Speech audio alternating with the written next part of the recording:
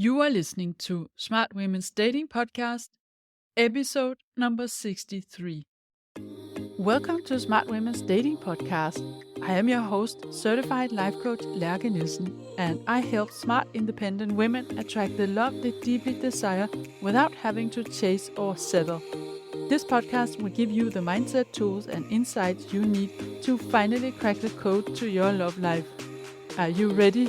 Then let's go.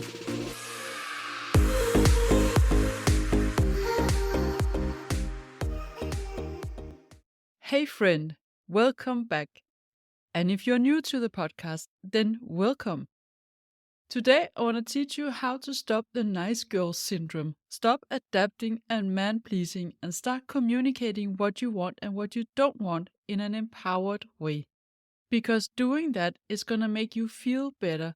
It creates a better foundation for a relationship and it makes you hot and sophisticated. So, what's not to like?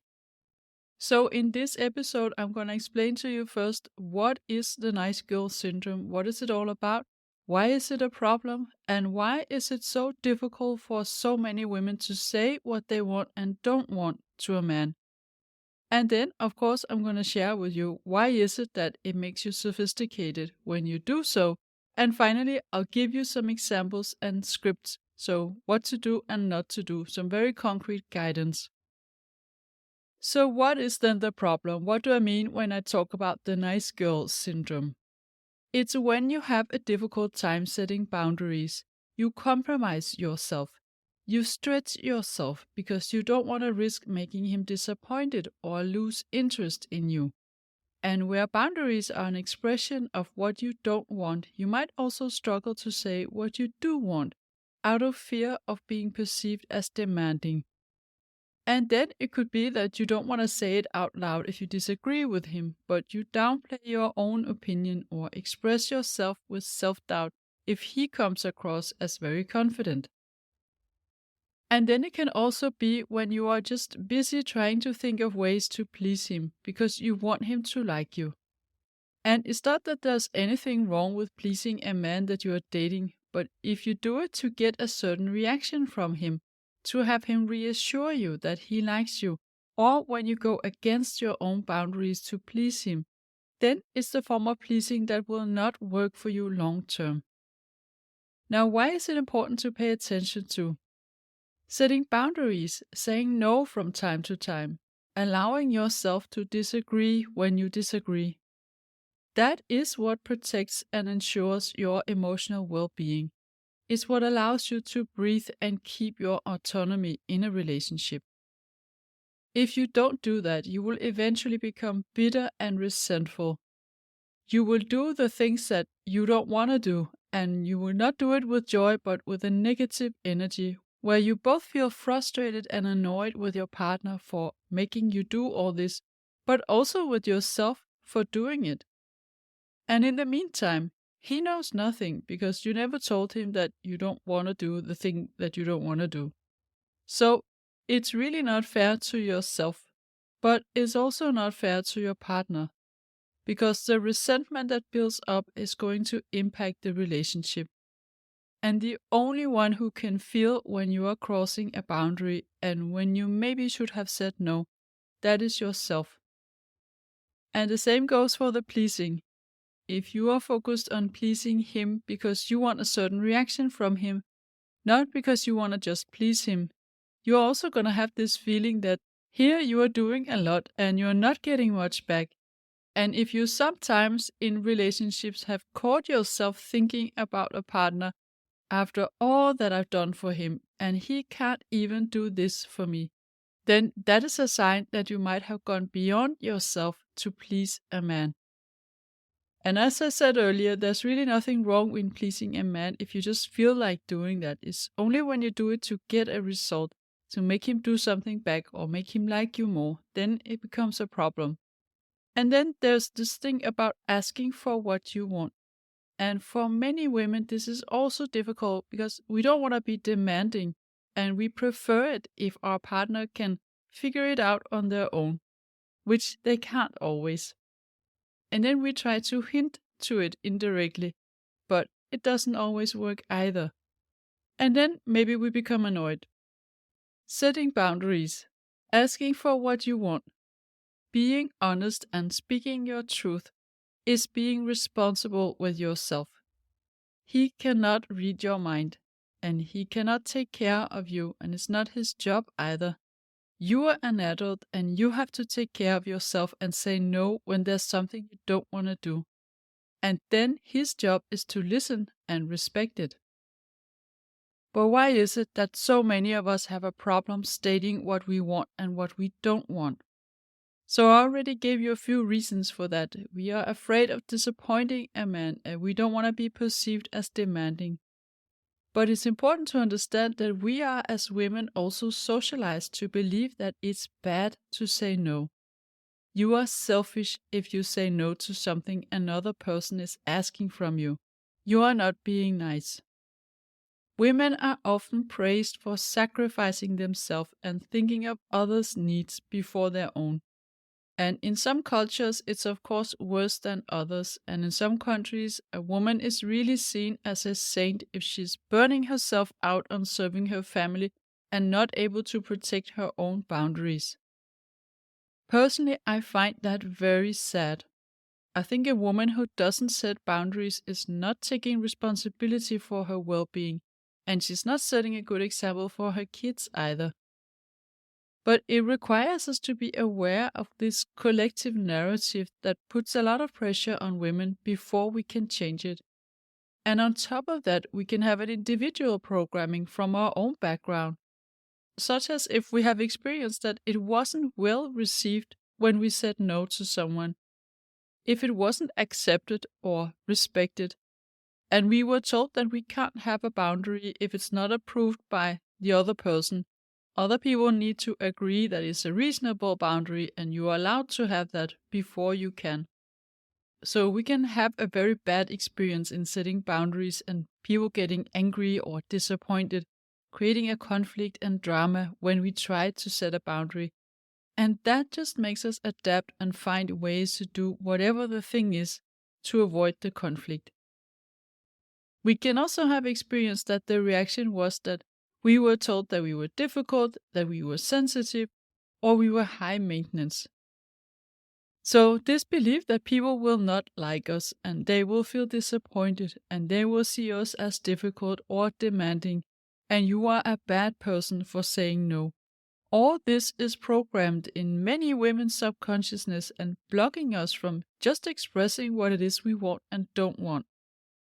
And the sad thing here is that when it comes to men that you are dating, this is just so wrong. You setting boundaries and stating what you want in the right way, that makes you so much more valuable in the eyes of a man. It does not make you a bad or selfish person. Setting a boundary or saying no is an indirect statement of how you see your value. You are signaling to a man that you know your value, you value yourself, and you are not afraid of choosing yourself. And that is very attractive for a man. And I always say that no man wants a woman who says yes to everything and then suffers in silence. And you don't want that from a man either. In a way, we could say that by setting boundaries and stating what you want, you are sending some very clear signals to him that could be, I value myself. I'm worth taking care of. I'm not putting you on a pedestal. I have the courage to say no without fearing that you will run away. I know I have enough value to be able to say no to you and you will still be interested in me.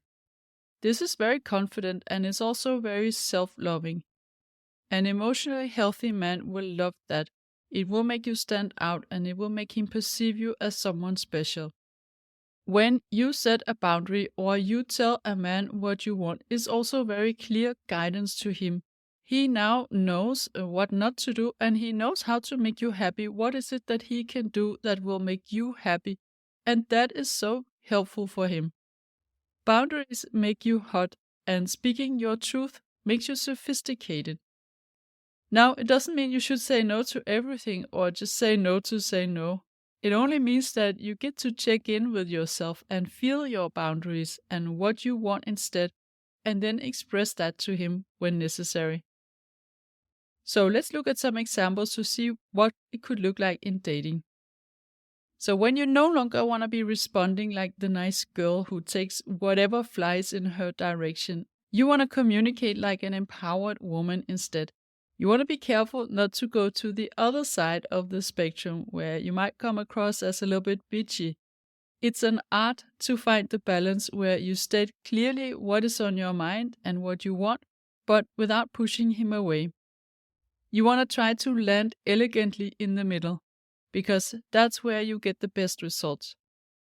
So when you set boundaries, always do it from a confident and kind place. And if you want him to do something for you, think of what can make him want to do that, what could make him feel inspired to do that. Do not set a boundary with the purpose of trying to teach him or judge him. Boundaries are not meant to change the other person, they are meant to protect your space. Let's say he invites you home after the first or second date and you want to say no, and then because you're not sure how, you might go to the other extreme and your spontaneous reaction could be something like, "What kind of woman do you think I am? I would never do that." I know I might be exaggerating a bit here, but a reaction like this is most likely going to push him away, because here he might feel that you're making him wrong. In this situation, you want to pay attention to not saying no to the man, but only to his suggestion. Unless, of course, you do in fact want to say no to him, that's a different story. You also don't want to ignore yourself and go ahead and go home with him because you fear that he will then just look for another woman who will if you don't. Instead, you could consider telling him, "I would love to see your place, but it feels too early for me still. I would prefer if we can continue dating in public places for now. Is that okay for you?" Another example could be that he has asked if you want to meet up in the weekend, but without making any concrete plans. And then Saturday afternoon, he writes you to ask if you are available, and maybe you are, but you just don't want to be invited last minute like this. Here, you don't want to react in a sarcastic way or tell him off for not having set up a plan. Instead, you can tell him, "I would have loved to meet up, but since I didn't hear from you, I made other plans. Can you give me a little bit more notice next time, please?" Here you also give him a request. You say what you want him to do so it can work better for you. So always think of how to say it in a way that makes him feel motivated to do it. So not in the way that makes him feel like it's not good enough what he's doing or he can never do it right. And you could have many other situations where you want to express a request to him. It's not a boundary, it's more something you would like him to do. For instance, if he asks you out and then comes back with, "Where do you want to meet and what do you think we should do?" So basically trying to make you plan the date and you want him to do that, but you feel insecure about how to say that without seeming demanding. Here it's important that you don't just say, "Oh, I thought it was your job to plan the date," or something like that. He isn't going to feel inspired by that. You want to say something like, "As much as I like organizing things, I just find it so romantic when a man plans the date." Or, "I would love it if you planned the date. Surprise me." Or it could be the classical situation where he keeps texting you in the app and you don't want to have to answer him 5 times a day. So where you before, when you were a nice girl, you might have just sent him a short answer every time he texts you.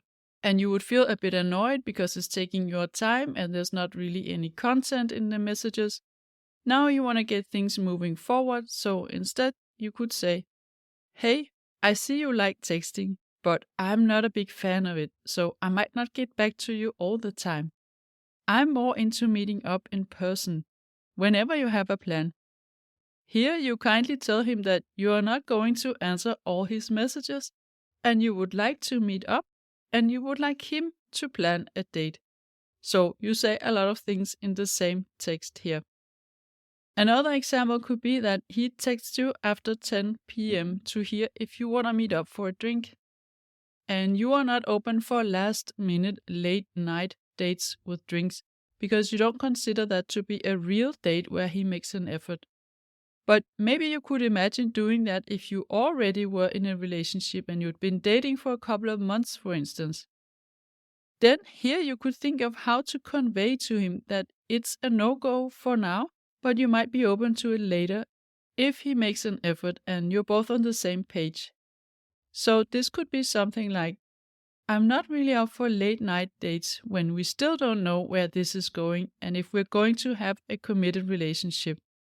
But I would love to meet for a proper dinner date in the coming week if that's okay with you. Like this, you actually say a lot to him. You say no to late night date. You say that you don't know the status of the relationship. But if you knew it was moving forward and you both wanted something more committed, then he would gain the benefit of being allowed to invite you out late at night. And you also tell him the way forward. You guide him to what it is you want. You want a dinner date. Then in this case, if he comes back and invites you for dinner, you want to show a ton of appreciation. This is also part of the communication. When you ask for something and a man decides to honor that and make an effort, you want to make sure to reward him by showering him with appreciation and joy. Because then he's going to think that it's all worth it and he's going to want to do it again, and you both are going to feel great about the situation. So these were my tips for today. I know that many of you are going to be able to use some of these scripts, and I would love to hear from those of you who try it out, or if you have other situations where you need ideas for a script, then ask me and I'll come up with something for you. Just write me on Instagram at Lærke the Love Coach. So this was all that I had for you today, and I wish you all a beautiful week and happy dating.